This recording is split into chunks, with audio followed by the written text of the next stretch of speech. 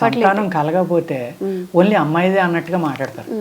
మగవాళ్ళు సస్తే టెస్టులకి వెళ్ళడం కానీ చేయించుకోవడం కానీ అది అహంభావం అనుకోవాలా, లేకపోతే స్త్రీని హీనంగా చూడడం అనేది అర్థం. రెండు సార్ చాలా దారుణంగా మన దగ్గర కూడా కొన్ని పల్లెటూరులో కానీ మారుమూల ఉన్న వాళ్ళలో లేదా బాగా డబ్బులున్న ఫ్యామిలీస్ లో ఇది జరుగుతూనే ఉంటుంది. నీకు పిల్లలు పుట్టలేదు కాబట్టి రెండో పెళ్లి చేసేస్తాం, నిన్ను వదిలించేసుకుంటాం, లేకపోతే నువ్వు కూడా ఉండు ఆ అమ్మాయి కూడా ఉంటుంది, నీ వల్లనే పిల్లలు పుట్టట్లేదు, ఇలాగా స్త్రీని బ్లేమ్ చేయటం అనేది చాలా చోట్ల జరుగుతూ ఉంటుందమ్మా. అది చాలా రాంగ్ అమ్మా. ఎప్పుడైనా సరే ఇద్దరు సమంగా టెస్టులు చేయించుకుంటే ప్రాబ్లం అనేది ఎవరిలో ఉందో చూసుకోవాలి.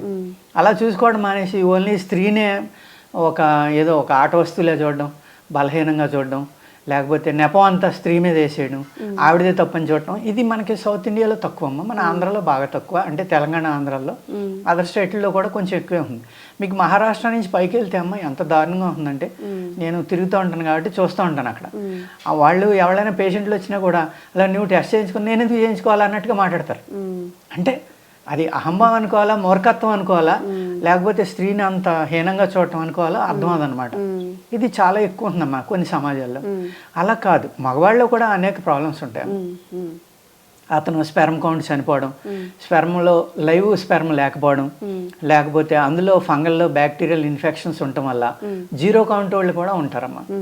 మరి అది నా తప్పు కాదు, నా భార్యదే ఆడదందే అంటే ఎలా కుదురుతుందండి? తను కూడా అక్కడి నుంచి మళ్ళీ పైకొచ్చి ఆ కౌంట్ని పెంచుకొని సత్సంతానం కలిగేలాగా. ఇక్కడ రెండు విషయాలమ్మా, స్త్రీ అంటే క్షేత్రం, పురుషుడు అంటే బీజం. ఇక్కడ రెండూ పెర్ఫెక్ట్గా ఉండాలి. పెర్ఫెక్ట్గా ఉన్నప్పుడే సత్సంతానం కలుగుతుంది. ఎక్కడ ఏది వీక్గా ఉన్నా కూడా ఇక్కడ ఇంపార్టెంట్ స్త్రీ అనమ్మా. నిజం చెప్పాలంటే ఆ స్త్రీ యొక్క క్షేత్రం బలంగా ఉన్నప్పుడు పురుషుని యొక్క బీజం వీక్గా ఉన్నా కూడా మంచి సంతానం కలుగుతుంది. పురుషుని బీజం బలంగా ఉండి స్త్రీ క్షేత్రం అనేది వీక్గా ఉన్నప్పుడు సరైన సంతానం కలగదు. అంచేత ఇక్కడ ముఖ్యంగా స్త్రీని జాగ్రత్తగా చూసుకోవడం అనేది చాలా అంటే చాలా ఇంపార్టెంట్. ఎందుకంటే మీ తరం ముందరకు వెళ్ళాలన్నా, మీ నెక్స్ట్ జనరేషన్ రావాలన్నా స్త్రీ ద్వారానే వస్తుంది.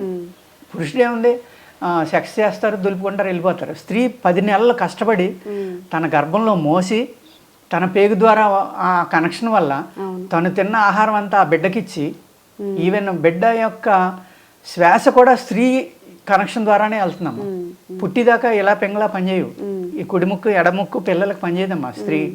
స్త్రీ గర్భంలో ఉన్నప్పుడు ఏమవుతుందంటే, తల్లి గర్భంలో ఉన్నప్పుడు శిశువు ఒక యోగ స్థితిలో ఉంటాడు, సమాధి స్థితిలో ఉంటాడు. పుట్టాక అంటే నాలిక ముఖరంధ్రాల్లోకి అడ్డంగా ఉంటుందమ్మా. అడ్డంగా ఉండి శిశువు ఎక్కడ ఉంటాడు, ఉమ్మునీటిలో ఉంటాడు. ఆ ఉమ్మునీరు ఎలా ఉంటుందమ్మా, తెల్లగా ఉంటుంది. అదే పాల సముద్రం అని చెప్తారు. నారం అంటే నీరమ్మ సాంస్క్రిట్లో. ఇక్కడ ఆ నారం అనే నీటిలో తేలియాడే ఆ శిశువే నారాయణుడు. ఆ తల్లి పేగు నుంచి తన పేగుకు వచ్చిన బంధమే నాగేంద్రుడు. అర్థమైందమ్మా? అంచేత శిశువు బయటకు వచ్చిన తర్వాత నాలిక కింద పడ్డాక ఏడుస్తాడు. ఆ ఏడవడం అనే ప్రక్రియ కోసం డాక్టర్లు ఈ సైన్స్, ఈ స్పిరిచువల్ నాలెడ్జ్ ఉన్నా లేకపోయినా ఆ పిల్లోడిని కానీ పిల్లని కానీ ఏడిపించాలి కాబట్టి గిల్లడం, తలకిందులుగా పట్టుకుని తోడడం, పిర్ర మీద ఒకటి కొట్టడం ఏడవకపోతే. ఎందుకు అంటే ఆ నాలిక అడ్డం లేకపోతే ముక్కులు పనిచేస్తే కనుక ఈ ముక్కు రంధ్రాల్లోంచి ఆ ఉమ్మునీరు వెళ్ళిపోయి లంగ్స్లోకి ఆ శిశువు బతకదు. అందుకు భగవంతుని క్రియేషన్ ఎంత అద్భుతం చూడండి. దాన్ని యోగశాస్త్రంలో కేసరి ముద్ర అంటారు. ఆ నాలికని మళ్ళీ మీరు వెనక్కి తీసుకెళ్ళగలిగితే సాధన చేసి మీరు అద్భుతాలు చేయొచ్చు. అంత శక్తి మనలో వస్తుందమ్మా. ఆ నాలిక కింద పడి వాళ్ళకి ముక్కులు స్టార్ట్ అవుతాయి. అప్పుడు దాకా ఆ తల్లి ద్వారానే ఆ శ్వాస అనేది పిల్లవాడికి అందుతుంది. ఆవిడిచ్చే ఆహారంలో అవనివ్వండి, ఇంకోటి అవనివ్వండి. ఈ వార్మింగ్ అనేది ఆ తల్లి యొక్క వేడి ఏదైతే ఉందో చక్కగా ఆ పిల్లవాడు అక్కడ ఉంటున్నాడు. అందుకే పిల్లలు చూడండి బయటకు వచ్చాక స్నానం చేయించాక వేడి నీళ్ళు చేయించినా వణుకుతారు. ఎందుకంటే అప్పుడు దాకా ఒక కవచం లాంటి అద్భుతమైన తల్లి గర్భంలో పెరిగాడు ఆ శిశువు. బయటకు వచ్చాక ఈ ప్రకృతిలోకి వచ్చాక ఈ గాలి తగిలినా ఏం చేసినా ఏమవుతుందంటే వాళ్ళకి ఫీలింగ్స్ మారుతాయి. చేత ఈ తల్లి స్పర్శ అనేది ఆ శిశువుకి అద్భుతం అమ్మ. ఆ విధంగా ఏంటంటే స్త్రీకి అంత వాల్యూ ఇచ్చి ఆ తల్లి ముద్దు పెట్టుకున్నప్పుడు కొన్ని వేల ఈ మనం కరెంట్ని కొలుస్తాం కదా, వాట్స్, ఆ పవర్ అనేది ఆ బాడీలోకి వెళ్తుంది. వెళ్ళడం వల్ల ఆ బాడీ జనరేషన్ అనేది కూడా పెర్ఫెక్ట్గా అవయవాలన్నీ ఏర్పడతాయమ్మా. అదొక రీసెర్చే ఉంది సార్ దాని మీద. అది నాకు ఐడియా లేదమ్మా, నాకు ఆయుర్వేద ప్రకారం నేను చెప్తున్నాను అనమాట. ఆ ముద్దు ముచ్చట ఆ స్పర్శ అనేది ఉండటం వల్ల ఆ శిశువు యొక్క గ్రోత్ అద్భుతంగా వస్తుంది. ఇప్పుడు మనం ఏం చేస్తున్నాం, ఆ పిల్లల్ని ఒక అనాథలాగా ఏ ఆయా చేతిలోనే పెట్టేసి జాబ్ చేయాలి, డబ్బులు సంపాదించేయాలి ఇద్దరుని. ఆ ముద్దు ముచ్చట కావాలంటే మళ్ళీ ఎప్పటికి వస్తుందమ్మా, రావాలి కదా మళ్ళీ. అది కావాలంటే దొరకదు, రాదు. డబ్బు అని పడితే ఆ పిల్లవాడి గ్రోత్ కూడా పెర్ఫెక్ట్గా రాదమ్మా. అందుకే ఇక్కడ సంతానం కలగాలి అంటే స్త్రీ ఇంపార్టెంటే కాదంట్లా, అన్నీ ఉన్నాయి. కానీ పురుషుడు నేనే గొప్పవాడిని లేకపోతే నా స్త్రీదే తప్పు అన్నట్టుగా చూడకుండా ఆ పురుషుడు కూడా టెస్ట్ చేయించుకున్నామా, అటువంటి బ్యాక్టీరియా కానీ ఇంకోటి కానీ లేకుండా చూసుకుని జాగ్రత్తగా, ఎట్టి పరిస్థితుల్లో ఇబ్బంది లేకుండా చూసుకుని, హ్యాబిట్స్ కూడా జాగ్రత్తగా ఉంటే కనుక. ఇప్పుడు గుట్కా పాన్ పరాగులు లాంటివి ఉన్నాయమ్మా, అవి 10-20 ప్యాకెట్లు నగిలి వాళ్ళు ఉన్నారు.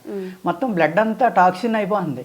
వాళ్ళు స్పెర్మ్లోకి వెళ్ళిపోతే అది ఏమవుతుంది, అక్కడ ఉన్న లైఫ్ కూడా చనిపోతుంది.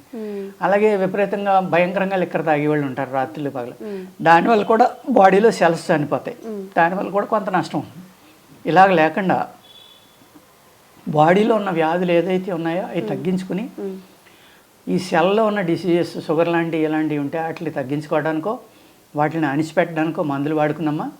ఏదైతే ఫంగల్లో బ్యాక్టీరియా వల్ల ఈ లైఫ్ అనేది తగ్గిపోతుందో శుక్రంలో ఉండే కణాల్లో, స్పెర్మ్లో ఉండే కణాల్లో, ఆ లైఫ్ మళ్ళీ అభివృద్ధి అయ్యేలాగా అక్కడున్న బ్యాక్టీరియాని ఫంగల్ని చంపేస్తే కనుక తప్పనిసరిగా మళ్ళీ సంతానం కలుగుతుంది. పురుషులు కూడా మస్ట్ అండ్ షుడ్గా టెస్ట్ చేయించుకోవాలమ్మా. చేయించుకున్నప్పుడే ఆ ఇద్దరు యొక్క అండర్స్టాండింగ్ ద్వారా ఎవరిలో ఉన్న లోపమైనా సరి చేసుకుంటేనే సంతానం కలగటం జరుగుతుంది.